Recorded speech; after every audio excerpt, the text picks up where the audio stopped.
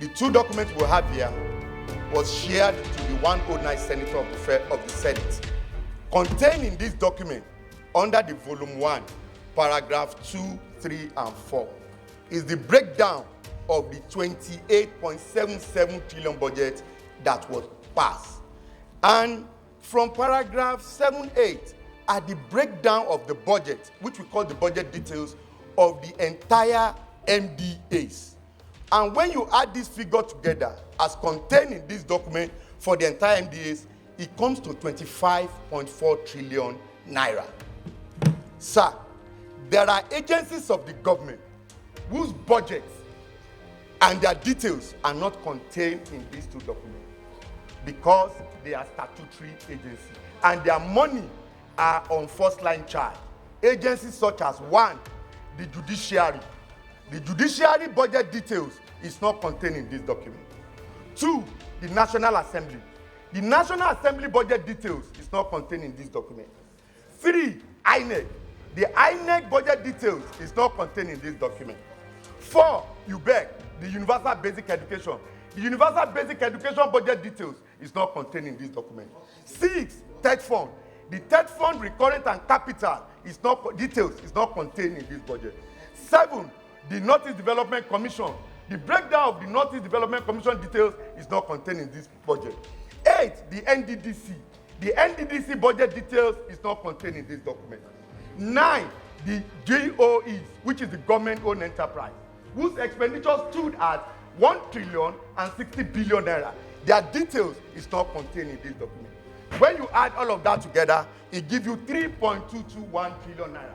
And when you add it to the 25.4, it gives you 28.77 trillion naira. And it's no new thing. I have here a copy of the last 3 budgets that was passed, 2021, 2022, 2023. All the details of these agencies I've mentioned are not contained in this document. So for my brother who have put up a consultant to look into these budgets and have reported that 25 trillion was approved by the Senate, it's not been fair to the Senate. I stand with due respect to say that what my big brother, distinguished Senator Abdul Ningi, who I respect so well, planned to do or set out to do was tantamount to a civilian coup, which has failed. And in doing this, he wanted to use the platform of Northern Senators Forum. God bless all those who have dissociated themselves as members of Northern Senators Forum. I am telling you, sir, and I want Nigerians to know, I say it for history. The last time the people of South that you represent had a chance to be Senate President was over 40 years ago. The last time the entire people of the South had a chance to be Senate President was during Obasanjo regime, when he went to the Southeast. 5 people were elected because they were impeached in quick succession. But as soon as he left the South, we had peace and stability again because we will always cooperate.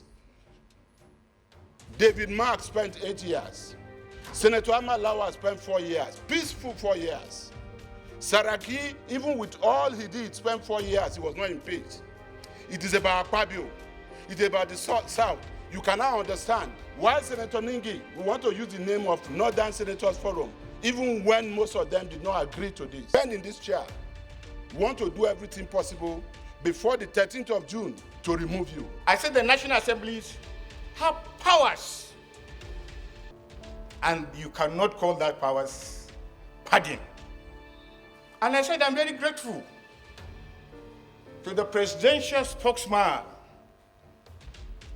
who, encountering me, said the National Assembly added 1.27 trillion. And I was very clear. I was not aware of the addition. I was not even aware, as I'm seated here, of the full budget of the National Assembly. Mr. President, please, can you allow me to, Mr. President, perusing through the budget, First, we discovered bogus anomalies of repetition.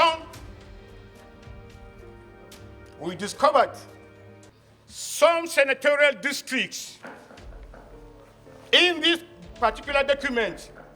Some senatorial districts have up to 120 billion, and my senatorial district has just 2 billion. Mr. President, yes.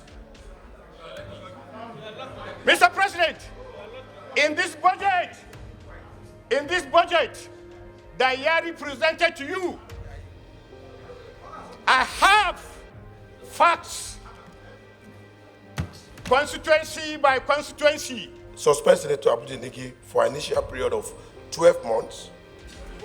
12 months, yes, including his entitlement and privilege as Senator of the Federal Republic of Nigeria of the 10th Senate, and made him to stay away from the National Assembly for the suspended period. 2, the Senate should send a warning letter to Senator Suleiman Abdulrahman Kau, and he should be warned to stop posting, inciting informations that are not right, and then he should tender an apology. He should stop posting all those informations with a way of distorting facts. The Senate hereby places distinguished Senator Abdul Ningi on suspension in respect of his vituperations, falsehood, and unverified report in the BBC interview, including other media or houses, and is therefore suspended for a period of 3 months from partaking in events in the Senate or being found in the precincts of the National Assembly for the next 3 months.